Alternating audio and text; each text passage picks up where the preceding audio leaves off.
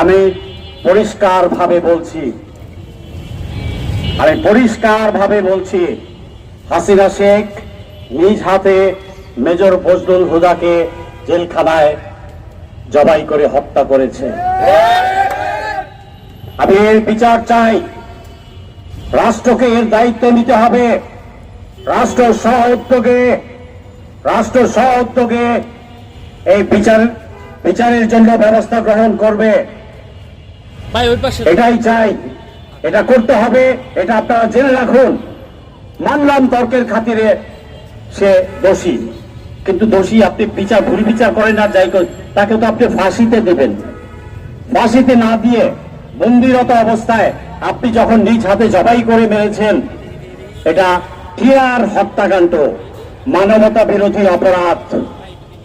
এটা দায়ভার রাষ্ট্রকে নিতে হবে। রাষ্ট্র সহ উদ্যোগে পুনরায় বিচারের ব্যবস্থা করবে। এই হত্যাকাণ্ডের বিচার করতে হবে রাষ্ট্রকে। ধন্যবাদ।